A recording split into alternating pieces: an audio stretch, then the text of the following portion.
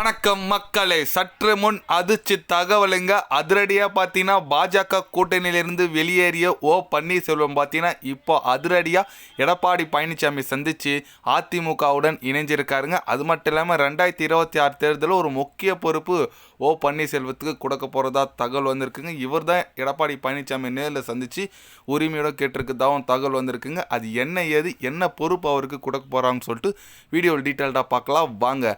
ஆமாங்க, இப்போ தாங்க மோடி என்னை சந்திக்கலை, தமிழ்நாட்டுக்கு வந்தார் என்னை சந்திக்கலன்னு சொல்லிட்டு ஒரு கோவத்தில் பார்த்தீங்கன்னா பாஜகவோட கூட்டணியில் இருந்த பன்னீர்செல்வம் பார்த்தீங்கன்னா அதிரடியாக கட்சியில் இருந்து வந்தார்.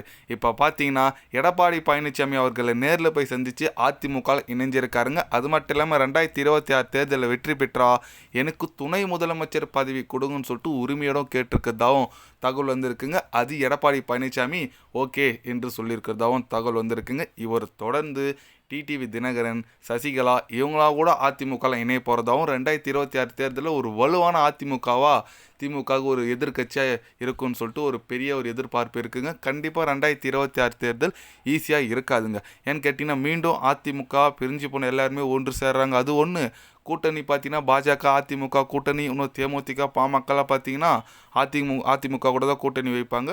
திமுக நிலைமை என்ன அப்படின்னு சொல்லிட்டு யோசிக்க வேண்டிய விஷயம் வருதுங்க. ஏன்னா இந்த ஆட்சியில் எதுவுமே செய்யலை, மக்கள் ஃபுல்லாகவே ஒரு அகேன்ஸ்டாக இருக்காங்கன்னு சொல்லலாம் டிஎம்கேக்கு. ஏன்னு கேட்டிங்கன்னா இந்த துப்புர தொழிலாளி பிரச்சனையிலே பார்த்துருப்பீங்க, நிறைய பேர் சென்னை ஃபுல்லாகவே அகேன்ஸ்டாக இருக்குது திமுகவுக்கு.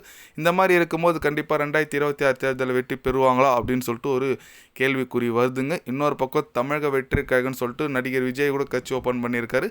அவர் எதிர்கட்சியாக வந்தார்னா கண்டிப்பாக திமுக காலிங்க. ஏன்னா எடப்பாடி பழனிசாமி கருத்து கணிப்படி பார்த்தீங்கன்னா எடப்பாடி பழனிசாமி அவர்கள் 170 180 சாலிடா தொகுதிகள் வெற்றி பெறுவாங்கன்னு சொல்லிட்டு ஒரு கருத்து கணிப்பு வெளியாகிருக்குங்க. சரி, அதிமுக கூட்டணி வெற்றி பெறும் சொல்லிட்டு அதிமுக மட்டும் இல்லை, அதிமுக கூட்டணி இப்படி இருக்கும்போது கண்டிப்பாக ஒரு பெரிய எதிர்பார்ப்பு இருக்குங்க. 2026 தேர்தலை நோக்கி இன்னும் ஒரு 6-7 மாதம் மட்டும்தாங்க இருக்குது இந்த தேர்தலுக்கு. கண்டிப்பாக எல்லாருமே இப்போவே கட்சி பணி, அரசியல் பணின்னு சொல்லுவாங்க, எல்லாமே துவங்கி எடப்பாடி பழனிசாமி பார்த்தீங்கன்னா தமிழ்நாடு ஃபுல்லாக சுற்றிட்டு வந்துட்டுருக்காரு. மதுரை, திண்டுக்கல், திருநெல்வேலி, ராணிப்பேட்டை, வேலூர் சொல்லிட்டு எல்லா இடத்துலையும் சுற்றிட்டு வந்துட்டுருக்காரு.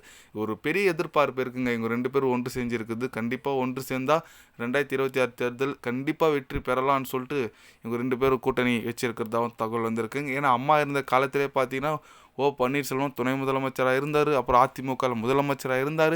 இப்போ மீண்டும் எனக்கு துணை முதலமைச்சர் கொடுங்கன்னு சொல்லிட்டு கேட்குறதுல அவருக்கு இன்னும் பெருசு இல்லைங்க. ஏன்னா கட்சியிலே மூத்த தலைவர், அதனால் கேட்குறது ஒரு நல்லது தான். நீங்கள் சொல்லுங்கள், 2026 தேர்தலில் யார் வெற்றி பெறுவாங்க?